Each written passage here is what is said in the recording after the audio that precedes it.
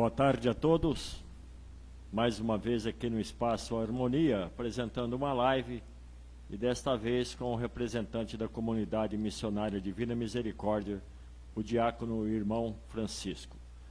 As entidades, como todos nós sabemos, elas atravessam momentos difíceis, assim como toda a população, mas as comunidades que muito ajudam estão encontrando dificuldades maiores neste momento. Então nós resolvemos convidar o irmão Francisco para falar a respeito das ações desta comunidade. Antes disso, quero agradecer à TV Batatais, na pessoa do Dever Lima, agradecer ao William também, que nos dá aí a retaguarda técnica, e agradecer às pessoas que vão nos acompanhar nesta live. Irmão Francisco, seja bem-vindo e boa tarde. Boa tarde, Adir, boa tarde aos telespectadores. Nós agradecemos publicamente o convite que nos foi feito para podermos estar aqui batendo um papo, né? Conversando um pouco sobre as ações, sobre as atividades da comunidade Divina Misericórdia, aí, não somente em Batatais, mas também em outras cidades onde ela se faz presente. Certo. Em quantas cidades a comunidade está atuando, irmão Francisco? Bom, hoje a comunidade missionária trabalha em 4 municípios, né? Sendo 2 aqui próximos, Batatais, onde nós estamos, a sede, a matriz, né? Nós estamos também na cidade de Ribeirão Preto, com uma casa já em pleno funcionamento, com 50 pessoas acolhidas. Estamos com uma outra casa em Ribeirão Preto, já em fase de preparo para entrar em atividade. Nós já estamos desde 2012, né, isto é, há praticamente 9 anos, na cidade de São Carlos. Hoje em São Carlos nós temos 4 casas, 4 serviços de atendimento para pessoas em situação de rua, um deles voltado exclusivamente para as ações Covid-19 em relação a essas pessoas. E também já estamos há 2 anos na cidade de Marília, onde numa parceria que nós fizemos com a Fundação Louvor e Glória do Rodrigo, todo mundo conhece, cantor famoso aí da igreja, e ele nos cedeu o espaço e nós mandamos os irmãos que estão trabalhando naquela cidade. Então em Marília nós temos uma casa também. Por ser uma comunidade missionária, qual é a missão precípua? Bom, a nossa missão precípua, primeira, principal, é justamente a evangelização. A gente diz assim, né?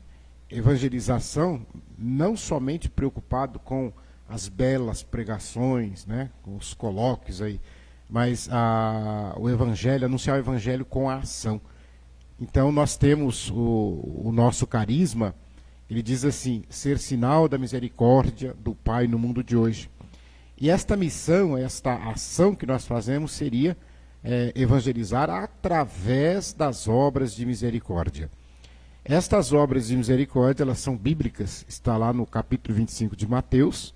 Então, ou seja, através da ação dos missionários, por onde quer que eles passem, no trabalho da distribuição do alimento, da comida, da distribuição do vestuário, da roupa, das visitas, dos aconselhamentos, do cuidado com a saúde para aqueles que estão doentes, do acompanhamento daqueles que vierem a falecer, e também do acolhimento, que é o carro-chefe, o ponto principal, porque quando você faz o acolhimento de uma pessoa dentro de um aparelho seu, de um instrumento, de uma casa sua, você passa a ser responsável por aquela pessoa em todos os sentidos. Então eu costumo dizer que, geralmente quando você preenche formulários por aí afora, né, nas Ministério da Cidadania, Secretarias Estaduais, etc., então vem lá, horário de funcionamento, né?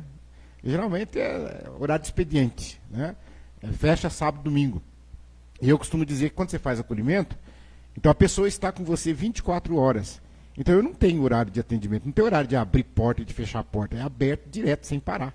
Se chegar uma pessoa 2 horas da manhã, precisando de ser atendida, está com fome, vai ser atendida nesse horário que ela chegou.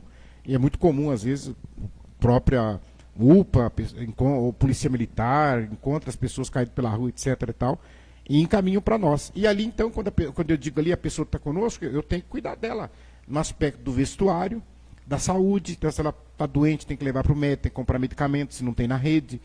Você tem que tentar localizar familiar, parentes, para avisar. Se a pessoa não tem documentação, você tem que providenciar os documentos para essas pessoas. Então, seja um acompanhamento geral. No caso de óbito? Bom, no caso de óbito, quando nós temos, a gente consegue descobrir familiar daquele que está conosco, dos acolhidos, então a gente avisa a família para saber se a família quer, onde quer que seja sepultado, se a família já tem um jazigo, se a família tem algum plano funerário. Então a gente procura saber todas essas coisas. Mas infelizmente, a maioria dos casos, a família não tem condições, a família não tem plano funerário para poder oferecer para aquela pessoa, até porque às vezes os vínculos já estavam totalmente rompidos. Então aí nesse caso da morte, a comunidade assume. Nós tínhamos anteriormente, não sei como é que vai ficar agora, mas pelo andar da carruagem deve continuar do mesmo jeito, mas antigamente nós tínhamos, a prefeitura nos fornecia, nesse sentido, o caixão e para fazer o sepultamento, etc. Tal. Mas depois começamos a ter problemas com isso. Então hoje, quer dizer, a comunidade, vocês podem achar esquisito, a comunidade paga um plano funerário. Eu pago o plano funerário para aqueles que estão comigo quando morrer ter direito porque não tem condição de você comprar, você sabe, a urna funerária não é barato, né? Depois também, a questão do velório também é muito complicado, porque a sala de São Vicente cobra, né? Caso não tenha nenhum parente, não tenha nenhum jazigo aqui na cidade e não tenha sido encontrado familiares, ele é colocado numa área para indigentes ou a prefeitura fornece a própria sepultura para ele no cemitério Bom Jesus, que é o cemitério paroquial? Bom, vamos lá. Eu sempre falo para o Nádio, né, no começo, porque nós sabemos a dificuldade que Batatais tem atualmente com relação aos jazigos, e que vai piorar ainda, porque não se tem à vista a construção de um cemitério. E nesse não tem espaço mais. Não tem mais espaço, não tem, é muito complicado. Então fica lá aquelas chamadas vagas sociais, onde você coloca, depois vai tirar para levar para um ossário. Nós ganhamos uma capela no cemitério da Saudade, mas é uma capela muito antiga, ela tem mais de 70 anos. Deve ser uma das primeiras que foi feita, inclusive ela está um pouquinho comprometida. Aí eu fui tentar mexer, eu sei que, pelo menos, para fazer um ossário, né? Porque para sepultar não dá, porque nós trabalhamos com uma média de 10 a 12 mortes por ano. Então é 3 anos? Não tem como. Eu, por exemplo, teve uma semana, o ano passado, que morreu um na segunda, morreu um na quarta, o outro no sábado. Então, na mesma semana, faleceram 3. Então, não tem condição de você falar que vai usar um só, não tem como. Então, nós estamos aguardando a questão da capela. Então, a gente parte lá, e o pessoal do cemitério colaborar conosco, nos ajudar, no sentido de estar sepultando dignamente essas pessoas, não como indigente, mas plenamente identificado, pagando as taxas do Banespin ali com relação ao sepultamento, indo no cartório, fazendo a documentação, e a gente arquiva essa documentação, porque se aparecer algum familiar, algum parente, a gente tem essa documentação para fornecer. Muito bem. A gente sabe que isso tudo aí gera despesas.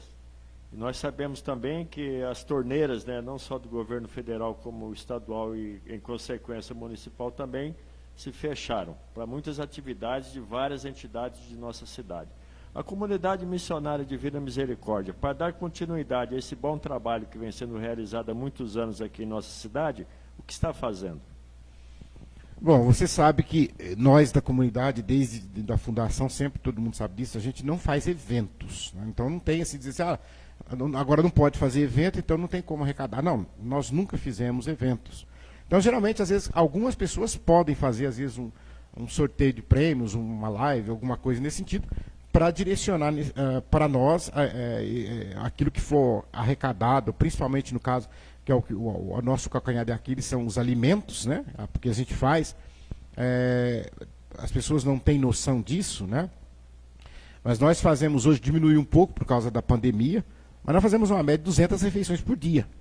Então são em torno de 6 mil por mês. Então você imagina, eu cheguei a gastar 45 quilos de arroz por dia, né, para fazer comida. Você põe macarrão para diminuir, etc.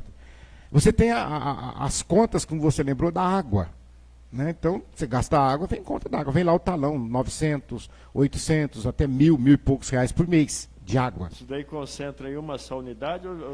Não, eu estou citando um exemplo de uma, onde o talão é praticamente R$ 1.000. Poxa vida. Uma, a outra é não sei o que, a outra... Quer dizer, a energia elétrica é a mesma coisa, né? Porque você tem muita gente num lugar só, então tomando banho, gastando água e gastando energia elétrica. E você tem os freezer que está ali para guardar alimentos, as geladeiras, a máquina de lavar, ferro de passar roupa. Então, tudo isso é gasto. Então, os talões... Eu pago, se eu somar todas as casas onde nós consumimos energia elétrica, eu pago mais de R$ 4.000 por mês de CPFL. Bom, para quem nos acompanha e não tem conhecimento, o diácono irmão Francisco já foi vice-prefeito aqui de nossa cidade, capitão da Polícia Militar, comandou a 2ª Companhia do 15º Batalhão por alguns anos aqui em nossa cidade, né? Hoje é veterano da Polícia Militar e tem aí a sua aposentadoria. Então agora vem a pergunta. Eu acredito que tem vezes que o senhor chega a tirar do bolso para poder custear alguma coisa, né? Não há problema algum em dizer isso, porque não tem jeito. Tem hora que você tem que fazer. Tem hora que você tem uma conta que de 800, você tem 700, você tem que pôr 100. E você vai pôr 100 dentro, você pega do teu bolso, você põe. Né? É muito comum, por exemplo, nós temos... Eu estou com uma emenda aguardando agora receber um veículo, porque até nisso nós demos azar, né? O dinheiro veio para fazer a compra, tá, mas aí a Volkswagen tinha parado, né? Agora parece que voltou, então não tinha como entregar o veículo para nós. Então, o meu veículo é um veículo de 2009, e você imagina que roda direto, porque todo dia tem 4, 5, 6 para ir para o médico, para ir para a UPA, para ir para o BS. É muita coisa, é a PAI, é não sei o quê, porque as pessoas que vão. E então gasta muito. Então, por exemplo, muito comum às vezes, por exemplo, a última vez a bateria pifou, nós não tínhamos dinheiro para comprar uma bateria. Aí o pessoal falou, vamos fazer uma vaquinha.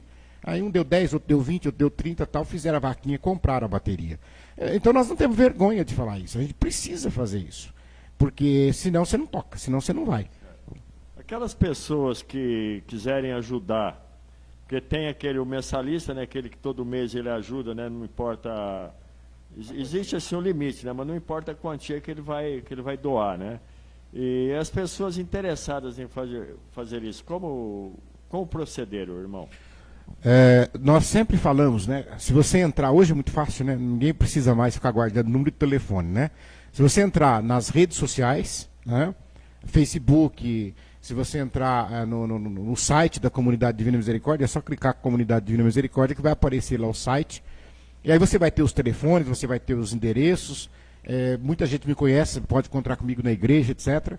Então, se você quer colaborar conosco, nós temos aquelas pessoas que colaboram mensalmente. Eu tenho pessoas que colaboram com R$ 5 por mês, tem outra que colabora com 10, com 15, não importa, mas é os 5 de um com 5 de outro, que deu 10, com 10 do outro dá 20, e assim a gente faz um somatório para poder arcar com essas despesas que nós estamos falando. E aí nós fazemos um cadastro, e nós temos um rapaz, que ele passa, o dia que você falar na tua casa, ele passa e recebe o dinheiro e te dá o recibinho ali. Hoje também, nós ainda estamos engatinhando em relação a isso, porque como nós abrimos essa casa em Ribeirão Preto, então nós conhecemos pessoas e fizemos amizade, o Adir, com uma pessoa fantástica, que é o Túlio Vilela, que trabalhou muito tempo no SBT, e hoje ele tem uma empresa disso, e ele se propôs a ajudar a gente. Então hoje ele está cuidando de todas as redes sociais nossas, ele está lançando campanhas, ele vai dar uma nova cara para o site. Então, porque hoje a gente diz assim, com a história do Pix, né? Então a pessoa coloca lá o Pix e quem quiser doar, faz lá a doação pelo Pix, você vai verificar que a conta que você está transferindo o dinheiro está no nome da associação, o CNPJ, tudo direitinho, tudo legal. Aliás, o Pix nosso aqui é o próprio CNPJ nosso. Então, quer dizer, para você ver que realmente, eu sempre falo, agora eu não posso falar isso porque nós estamos em pandemia, mas sempre eu falo para a pessoa, antes de você ajudar a comunidade, vai visitar uma de nossas casas e ver o trabalho, ver as pessoas que estão lá acolhidas, por que está na cadeira de roda, por que está na muleta, por que precisa de cadeira de banho, por que usa fralda, um monte de medicação. Eu tenho pessoas que tomam 15 comprimidos de manhã, 15 comprimidos à noite, todo dia, então tem que ter gente para dar banho, tem que ter gente para trocar fralda. Eu tenho pessoas que às vezes têm que pôr comida na boca, eu tenho um caso de pessoa ser surdo, cego. Então são esses casos aí que a gente cuida. Bom, valendo lembrar que a Comunidade Missionária Divina Misericórdia, Tem várias unidades aqui em nossa cidade, né? Tem a unidade mãe lá na Alvorada, né?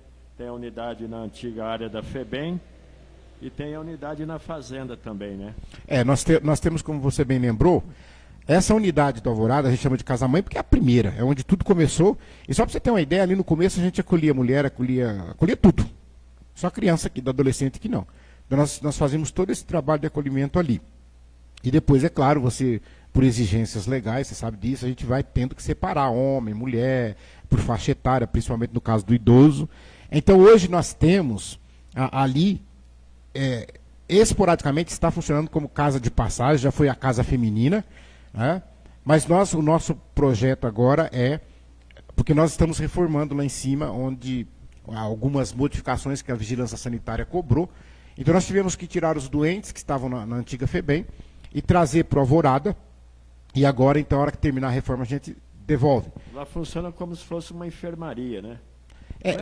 Não é uma enfermaria, né? Porque como a tipificação nossa, de acordo com a legislação, nós sequer podemos, quer dizer, se eu quiser contratar por minha conta, eu posso, mas nas parcerias eu não posso contratar, por exemplo, pessoal da saúde, enfermeira, etc. Por quê? Porque eu não sou da área da saúde, eu sou da área da assistência social. Então, tudo aquilo que é saúde eu tenho que levar na rede. Mas, quer dizer, você tem pessoas ali que tem que fazer curativo todo dia, você tem pessoa, aqui que eu falei, trocar fralda, esse monte de medicação e etc. e tal. Então, a ideia, onde está a Alvorada hoje, é eu colocar os idosos, porque nós tínhamos uma parceria com a prefeitura, quando começou o Covid, deu aquele surto, achava que só velho ia morrer, né? Então só os idosos vão morrer. Então nós tivemos que separar os idosos. Até o caminhão catavéio. Chamou caminhão catavéio, mas graças a Deus nós não tivemos nenhum episódio, cuidamos bem dos nossos idosos, mas aí a prefeitura terminou a parceria e fez então a parceria com o São Vicente. Só que teve alguns que não quiseram ir. E a gente tem que respeitar. Como é que eu vou obrigar a pessoa a ir para um lugar que ela não quer? Ela estava conosco antes, né? Então aí eu tive que fazer o quê? Eu tive que separar, agora eu tenho que ter uma casa de idosos. Então a intenção é levar ali para o Jardim Alvorada. O poder público é aquilo que você falou, seja o Estado, a União, o município, fala que não tem dinheiro, que não tem como ajudar, mas pedem, né, por exemplo, querem que eu faça dali o lugar de quarentena para a pessoa que vai entrar. Porque você não pode acolher ninguém porque nós estamos na pandemia. E as pessoas estão jogadas aí pela rua. Então se procuram, aí vou fazer. Mas como que eu vou fazer agora a quarentena? Porque a quarentena você tem que fechar. Você tem que acolher um grupo e ficar 14 dias sem acolher ninguém. Ou seja, não entra nem sai ninguém. Nós fizemos isso ano passado, praticamente 7 meses. Aí depois acabou o convênio, porque foi feito por uma verba federal. Acabou. Então não tem mais hoje. Inclusive, eu, há algum tempo, né, acho que nessa época que o senhor está falando aí, eu entrei em contato com o irmão Rafael para ver a possibilidade, né, e falasse com o senhor lá para ver a possibilidade de acolher um pessoal que estava ali, morando ali em frente ao recinto da Festa do Leite. Tinha uma senhora e um rapaz lá. Eu achei um absurdo, né, eles ficando ali, inclusive naqueles dias de chuva. Aí o Rafael me disse que, infelizmente, naquela ocasião, vocês não estavam podendo acolher ninguém mais, né? Porque vocês sabem como é que as coisas andam por aí, né? Então, se você acolhe uma pessoa e essa pessoa, de repente, positiva, sem ter feito o exame, sem ter feito a quarentena, e aí você vai ser responsabilizado. Não tem como falar que não vão te responsabilizar. Às vezes está levando para lá... A gente está querendo ajudar. Nós fizemos, eu creio, porque eu estou falando, eu não estou falando da realidade de Batatais que eu conheço. Eu vi esse trabalho sendo feito por Ribeirão Preto, ali na Capitão Salomão, lá no Cabo do Bosque. Eu vi esse trabalho sendo feito em Marília. Nós fizemos a parceria em São Carlos com a Prefeitura para fazer esse trabalho. E aqui em Batatais, eu acho que foi muito bom, porque nós fazíamos o atendimento, nós fornecíamos alimentação, nós fazíamos acompanhamento, inclusive com assistente social, com psicólogo, dessas pessoas estando na rua ainda, buscando encaminhamento, e aí depois aquelas que queriam, elas faziam o teste do Covid, né? Então fez o teste, independente da negativa ou positiva, não é esse que iria impedir o acolhimento, mas elas faziam o teste do Covid. E nós tivemos apenas um caso que positivou, mas foi assintomático e não teve consequência nenhuma. Mas os demais aí depois ficavam uns 14 dias esperando, e aí depois dos 14 dias se encaminhava. Ou, às vezes, aqueles que queriam clínica porque tinha problema de vício, ou então lá para a FEBEM, a antiga, que é o Madre Teresa, a nossa casa, né, que está lá. Nós temos também a residência inclusiva que eu falei, que fica ali naquele espaço também, onde antigamente funcionava um trabalho bonito, que o João fazia ali com se não me engano, com a maçonaria. Né? É um trabalho da terceira idade, de acolhimento durante o dia, que infelizmente também fechou. A gente fica triste porque a gente só vê que está fechando tudo, né, Adir? Infelizmente está fechando tudo, não fecha aqui, para esse trabalho aqui, para aquele trabalho ali. E justamente numa época em que, quando as entidades estão mais sofrendo, porque não tem, e quando o povo está mais precisando, porque a crise está aí. É o desemprego, é mais gente passando fome, é mais gente pedindo as coisas pela rua. Eu falo porque é muita gente que bate na porta da comunidade, pedindo cesta básica, pedindo as coisas. E às vezes a pessoa chega no limite que ela vai pedir porque ela não tem mesmo o que comer. Não dá para esperar cadastro. Então é muito complicado.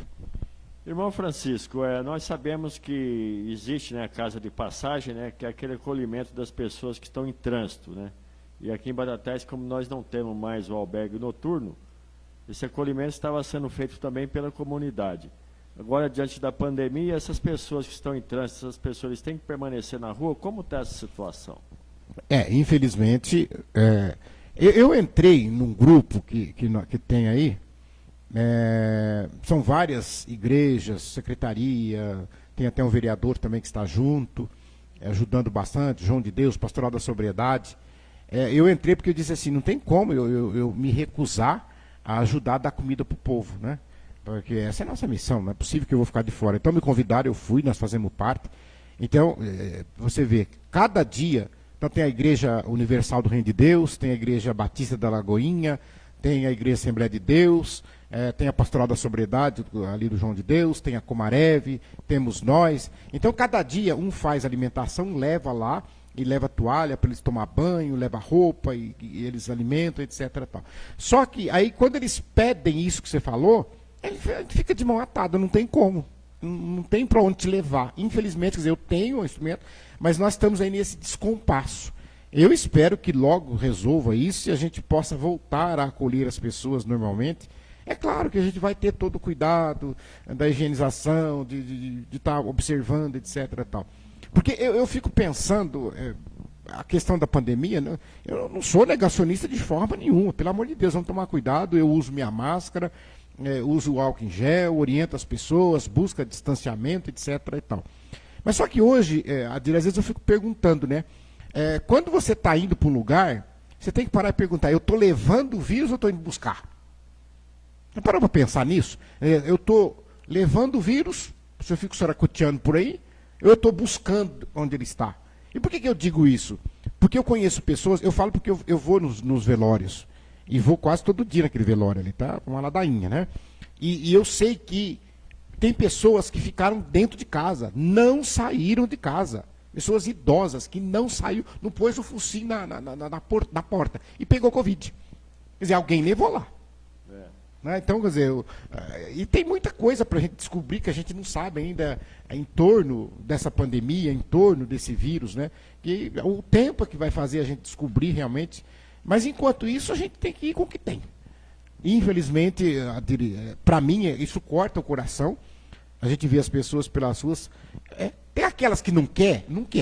Agora, aquelas que manifestam o desejo de sair. E eu falo isso e você conhece, porque você estudou junto conosco a teologia, você conhece muito bem, eu sei que tem. O irmão Rafael, por exemplo, ele te admira demais. Então, a gente na comunidade, a gente conhece, você conhece pessoas que estavam jogadas na rua, que foram resgatadas. Ou seja, foram resgatadas no sentido não só de ter saído da rua, ter reencontrado a família, ter reorganizado, estudou, terminou o colegial, tem gente fazendo faculdade. Eu, graças a Deus, eu fico muito feliz de ver que pessoas que estavam na rua, perdidas, etc., hoje, vieram para a comunidade pôde dar um suporte para essas pessoas. Hoje tem gente fazendo faculdade, terminando faculdade, tem gente que já é padre, tem gente que está fazendo colegial, e isso é muito importante, a comunidade dá esse suporte. Muito bom isso, muito bom. E para quem não sabe também, e é bom sempre a gente ressaltar isso, porque é de suma importância para a cidade também aqui, principalmente para aquelas pessoas, os drogaditos, é que a Comareve, que é uma comunidade que salva vidas, né? Uma comunidade aí que está sempre ajudando as pessoas, tem o dedo, tem a mão e tem o coração também do Capitão Ferreira. Agora eu falo Capitão Ferreira, porque antigamente eles falavam, leva lá para o Capitão Ferreira, né? Então, isso daí o senhor ajudou muita gente nesse sentido também, né? É uma coisa interessante, porque quando a gente fala, quem não estava, não viveu essa época, acha esquisito, né? Porque realmente, eu fiquei muito triste um dia, porque eu fui eu estava na Câmara Municipal, e engraçado, porque eu sei que eu fundei a Comarev.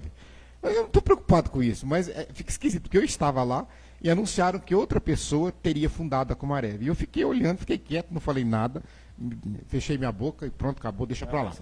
As pessoas que acompanharam sabem quem foi. Né? Sabe quem foi. Agora, por quê? Eu falo que a gente fala não acredita, porque eu, como capitão, eu trouxe o Proerd para Batatais. Então eu ia nas escolas, conversava com os pais, conversava com as crianças, e eu comecei a fazer palestras. Só que cada palestra que eu terminava, a palestra é para prevenção. Mas toda palestra que eu terminava tinha 3, 4 mães lá, não era prevenção, já estava com o caso instalado, já estava com o filho drogado, usando na rua, perdido, etc, tal, vendendo, roubando coisa de casa, preso na cadeia. Então, quer dizer, e pedindo socorro, eu quero socorro. E Batatais não tinha. E eu lembro que eu fui em Cravinhos, que tinha um projeto em Cravinhos, do Ministério Público, junto com uma igreja, Assembleia de Deus, e eu fui lá para ver esse projeto. E quando eu fui, tinha um rapaz que hoje era até mora em Batatais, está casado, está bem de vida, graças a Deus, que o pai tinha me pedido, esse pai já faleceu, e eu falei, mas eu não tenho como. Ele falou, não, mas... Aí eu fui levar esse rapaz lá. E o pastor não queria ficar com o rapaz, e eu fiquei pensando, ele não quer ficar porque eu sou católico, ele é evangélico, né? Mas não tem nada a ver, não, pelo amor de Deus. Ele acabou ficando com o rapaz, mas ele me falou uma coisa que me serviu, porque ele falou assim, Cravinhos, daqui a pouco vai passar, né? Mas naquela época, Cravinhos é bem menor que Batatais. E ele disse assim, ó, Cravinhos é 3 vezes menor que Batatais. Como é que aqui tem e lá vocês não têm um trabalho desse? E aquilo foi um tapa na minha cara. Eu falei, então vamos fazer. E aí reuni uns doidos aí, conversando com meia dúzia, aí o Renan, Padre Eloy, o Padre Gil na época estava aqui, o Jota ali da Auxiliadora. Nós reunimos um grupo e falamos, vamos fazer? Vamos. E fundamos a Comarev. E aí depois fomos buscar um lugar para funcionar, e o Sr. João Martins nos ajudou demais, foi um grande pai para nós nesse sentido. E aí era uma clínica da área da saúde, para acolher essas pessoas. E eu sempre fazia questão, a gente sabe que clínica é caro. E naquela época não tinha programa nenhum do governo federal, não tinha política nenhuma nacional, estadual, não tinha esse negócio de cartão recomeço, não tinha nada. Então era com a cara, com a coragem. Nós fazíamos quermesse, nós fazíamos bingo, nós fazíamos um monte de coisa para poder sustentar. Porque as famílias não tinham condições de estar pagando, ajudavam com o que desse. Porque você sabe, hoje se você for buscar uma vaga numa clínica mais ou menos, é 2, 3 mil reais por mês, se quiser. Se não quiser, não quer. Vai ter gente, lá tem fila. Então, agora, e a gente não tinha ajuda nenhuma, de poder público, não tinha nada. Agora, hoje a gente sabe, as pessoas têm o cartão recomeço. Graças a Deus, a Comarev hoje, ela tem ela anda com as próprias pernas, ela está bem. Só que a Comarev pertence à área da saúde. A Comarev é uma organização da sociedade civil. A gente chama de OSC. A Comunidade Divina Misericórdia não é uma OSC, não é uma ONG. A Comunidade Divina Misericórdia é uma comunidade religiosa. Se você pegar o nosso cartão de CNPJ, você vai lá no CNAE, atividade principal, religiosa. Atividade secundária, social. Mas, irmão Francisco, o senhor deve sentir-se feliz pela continuidade do bom trabalho que está sendo feito pela Comarev, principalmente pelo João de Deus. A TT. Tem lá também agora o nosso amigo o Eduardo Silva, uma equipe lá completa. E o melhor de tudo ainda é que estão dando um pós-internação, né? Acompanhamento, que é muito importante agora com a Casa das Missões. Exatamente. Certa vez até falei com uma pessoa aí que cuidava de internações, essas coisas, né? Nessas unidades aí, nessas clínicas, né? De recuperação. Falei para ele, se não houver um acompanhamento, e principalmente quando a pessoa volta a trabalhar, o primeiro pagamento tem que ser entregue para a mãe, para o pai, alguém da família. Esposa. Porque se cair na mão do indivíduo, principalmente se for problema de alcoolismo, problema com alcoolismo. Então, isso daí vai fazer com que ele volte, é uma coisa quase que automática. E assim foi feito com essa pessoa. Não foi obedecido, né, até o alerta, e essa pessoa começou a trabalhar numa empresa, e no primeiro pagamento que ele recebeu, ele já chegou em casa todo estrupiado, 2 horas da madrugada, sem o dinheiro, com perdão da palavra, todo defecado, né? A roupa toda suja e assim por diante. Então, se não tiver acompanhamento, como a Comarev está fazendo agora, que é louvável isso daí, então não resolve muito não. Então, acho que esse acompanhamento vem a calhar e ajudar ainda mais pessoas na ressocialização, né? Integrar novamente a sociedade. Eu quero aproveitar aqui para dizer o seguinte, você lembrou aí, né? Se a gente falar nome, a gente às vezes comete injustiça de esquecer, mas não é por isso que a gente não pode deixar de falar. Me perdoe se eu esquecer. Né? Mas Renan, você falou João de Deus, a esposa dele, a Tereza, quer dizer, todas essas pessoas, eu falei do Sr. João Martins de Barros, os filhos do Sr. João Martins de Barros, o Eduardo, você lembrou bem, eu tinha falado do Galego. Galego, o né? Galego. O Carlos Galego, pelo amor de Deus, é um paizão para ele, deu a vida para aquele ali. Então, são pessoas, e às vezes, eu vi alguns momentos, eu não acho ruim, não. Às vezes as pessoas me criticavam, mas o irmão Francisco deixou isso aqui assim errado, isso aqui errado. Eu costumo dizer, Adir, que eu talvez seja como um bandeirante. O que é o bandeirante? Vocês sabem, né? Pega um facão e sai no mato abrindo picada. Você vai cortando e vai embora. Eu vou para frente. Quem vem atrás, vai catando as folhas, vai pavimentando, então, o caminho você encontrou. Aí vai regularizando. Então, por exemplo, quando nós fundamos a Comarev, e a comunidade também foi a mesma coisa, eu quero funcionar, eu quero atender o povo que está aí na rua dormindo, etc. Tal. Mas tem uma varada da vigilância sanitária. Mas tem o estatuto não sei do que. Mas tem não sei o que. Aí depois a gente vai arrumando isso aí. A pedra que vai sendo lapidada, né? Exatamente. A gente vai aprendendo, vai arrumando. Você não podia ter feito. Mas eu fiz, está aqui já agora. E aqui, como é que faz? É a mesma coisa. Sabe? Você não podia acolher idoso. Não acolhe idoso. O idoso na casa de passagem pode. A lei é bem clara. Porque aí é passagem. Agora, para a permanência, ele não poderia. Teria que ser numa casa que tenha só idosos, né? Agora, eu pergunto para você. Você conhece o trabalho. Eu acolhi um monte de gente, porque nós temos 18 anos de trabalho. Então, eu acolhi um monte de gente com 53, 50, 54, 55. Só que essa pessoa está lá, sem uma perna, na cadeira de roda, com AVC, com tudo torta, um já perdeu a vista por causa da diabetes, etc. Tal. Está lá, usando fralda na cadeira de roda, tomando um monte de remédio, e a gente cuidando dele com 53, 54, 55 anos. Não tem família, não sabe onde está, ou se tem a família, não quer saber. Como o senhor vai deixar a pessoa... Aí a pessoa completa 60 anos, fala, agora você completou 60, você sai, você vai para fora? Não. E aí você vai procurar vaga, me mostra onde tem vaga de idoso. Quem está com idoso em casa, eu cansei, as pessoas procuram, não tem. Você vai no particular, 5, 6 mil conto. Como é que tem condição de pagar isso por mês? São poucos que tem. Então, aqueles que realmente, às vezes a pessoa ganha um salário mínimo e tal, e a família tem que trabalhar, fica desesperada, porque não tem o que fazer. E a gente sabe que isso é custo no sentido... Você se imagina a medicação que você não acha na rede. Eu, por exemplo, eu te dou o endereço da farmácia e te autorizo, sei lá, e perguntar quanto que você deve na farmácia X, na farmácia Y, porque você vê a pessoa com dor, a pessoa precisando, aí você vai na rede e não tem um remédio. O que você faz? Você compra.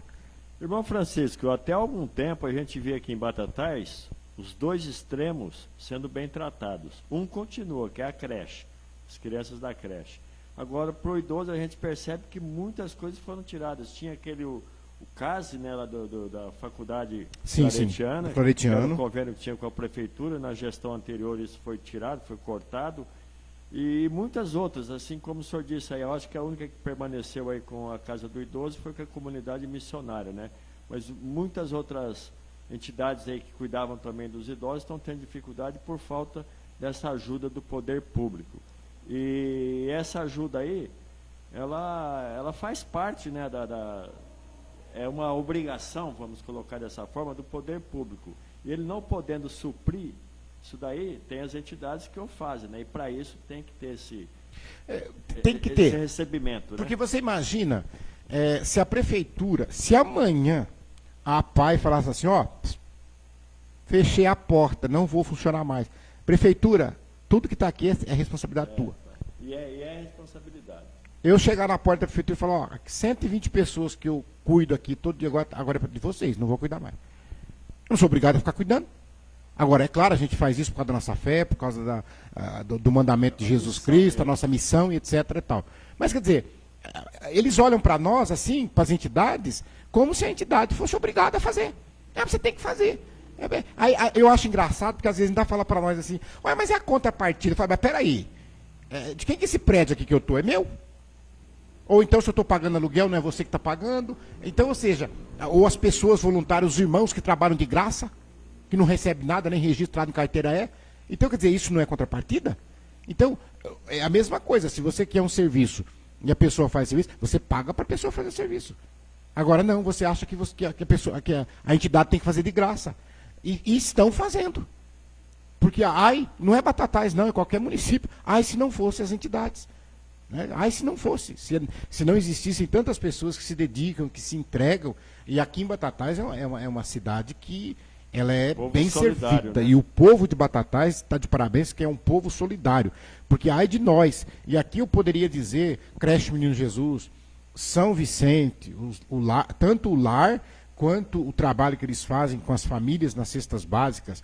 Eu citei a APAI, eu citaria a Badef, citaria a DEPAB, citaria o Cantinho do Futuro, e continuaria citando aqui N entidades, Lazarinho, o trabalho que esse povo faz, o Eurípides Barçanufo, a Betinha, gente, essa mulher, o que essa mulher faz, pelo amor de Deus, a mulher ela entregou a vida dela para aquilo ali. A troca do quê? E aí as pessoas ainda, de repente, querem pichar as entidades, não reconhecem o trabalho que as entidades fazem no município. Isso é muito triste, né? A gente vê que, às vezes, nesse ponto, tem hora que parece que Batatais quer andar para trás, né? Dá um passo para frente, depois dá 2 para trás. Então, é muito triste. Esperamos que isso melhore, vamos ver se Deus ajuda, que a gente possa vir aqui outras vezes, dar notícias melhores do que a gente está dando hoje. Porque tem um detalhe também, viu? Hoje, tudo é culpa da pandemia. Mas antes da pandemia. Por que não fez antes da pandemia? Então, porque hoje, tudo que você vai falar, é por causa da pandemia não pode fazer. É porque a pandemia acabou com o dinheiro. Agora não tem dinheiro por causa da pandemia. Mas e antes da pandemia? Como é que era? Né? Antes da pandemia, como é que era? Vamos ver essa justificativa aí, né? Eu quero ver. Eu quero só ver. Porque eu penso assim, todas essas pessoas que estão sendo atendidas, que estão tendo seus cuidados, etc. e tal, essas pessoas que eu disse abnegadas, nós podemos dizer que, graças a Deus, eu não sei o dia de amanhã, mas que, graças a Deus, em relação à pandemia, foi bem cuidado. Foi bem cuidado. Não adianta. Foi bem cuidado, sim. Né? A população que nós trabalhamos, que é justamente as pessoas em situação de rua, embora estejam aí desta forma, mas a gente não tem conhecimento. Morreu de Covid, estava na rua, não teve nada disso. E a gente tem feito esse trabalho, e hoje, se você for no centro comunitário da Vila Rede, você vai ver lá quem está lá, o pastor, a Zeni de Jesus, da Universal do Reino de Deus, o nosso pessoal da comunidade, o João de Deus da Comarev, e a Ana Carolina, que é a secretária que está indo lá também, quer dizer, ela está atendendo pessoa que nem é função dela, mas quer dizer, tudo isso é doação, é de graça, não tem ninguém. Conjunto para ajudar, com o seu objetivo, né? Ajudar aqueles que precisam de ajuda. Ajudar aqueles que estão lá, que não tem ninguém fazendo nada por eles, né? Muito bem. Estamos chegando ao final de mais esta live, querendo mais uma vez agradecer à TV Batatais, ao Espaço Harmonia, ao Devair Lima, ao William, que nos dá aqui o suporte técnico. Agradecer principalmente ao diácono e irmão Francisco, que muito nos honrou, né, com a sua presença e também com a sua explanação e até um desabafo em relação a tudo que vem ocorrendo e as necessidades que a comunidade, né, tem aí em dar continuidade ao seu bom trabalho aí, junto às pessoas que mais precisam. Então, irmão Francisco, muito obrigado pela sua participação, por ter aceito o nosso convite. Fique à vontade para a sua conclusão e, finalmente, sua mensagem àqueles que nos acompanharam nesta live. Bom, eu mais uma vez agradeço, Adir, o convite que você me fez para estar aqui e falar um pouquinho da comunidade, aí o Devair, o William, mas, e você que está nos vendo, o que eu tenho a dizer é o seguinte: infelizmente, por causa do momento em que nós estamos vivendo, eu não posso convidar você para visitar as nossas casas, porque as visitas estão suspensas. Vai lá conhecer o trabalho, vai lá conversar com as pessoas, etc. Tal. Por causa do momento, a gente não está fazendo isso. Mas o trabalho continua sendo executado. E o que eu queria que vocês pudessem nos ajudar é justamente nesse sentido. Eu não gosto de falar em dinheiro, né? Mas tem hora que não tem jeito. Porque Por exemplo, se você me dá um pacote de arroz, 1 litro de óleo, um sal, se não tiver gás, eu boto lenha e faço comida. E dou comida para o povo. Mas tem certas coisas que o mantimento não paga. Então eu vou dizer, por exemplo, não adianta eu pegar um saco de arroz e querer que a CPFL receba o saco de arroz para pagar a energia elétrica. Ou que a prefeitura aceita qualquer outra coisa para pagar água que não seja dinheiro, ela quer o dinheiro. Barganha não aceita. Não, não aceita. Então, é por isso que a gente precisa da tua ajuda. E às vezes eu ainda falo para as pessoas assim, eu vou dar dinheiro na mão. Não, não, não. Se você quiser, eu te dou o talão. Eu te dou o talão de luz, eu te dou o talão da água. Você vai lá, paga para nós, ajuda a gente. E eu estou dizendo para mim porque eu estou aqui, mas olha para todas as entidades. Olha para todas as pessoas que estão preocupadas em ajudar aqueles que mais necessitam, aqueles que mais precisam nesse momento tão difícil que a gente está passando. Então, se você quer nos ajudar, você pode entrar nas nossas redes sociais, você vai ver como nos ajudar. Você pode telefonar para nós, que nós vamos estar aí te recebendo muito bem e agradecendo muito aquilo que vocês puderem fazer por nós. E, é claro, a contribuição do ADIR e aqui da TV Batatais é justamente essa, de poder dar espaço para a gente poder falar, para a gente poder divulgar o trabalho que está sendo feito. Então, muito obrigado, que Deus abençoe a todos vocês. Mais uma vez, muito obrigado. Tenham todos aí uma boa noite.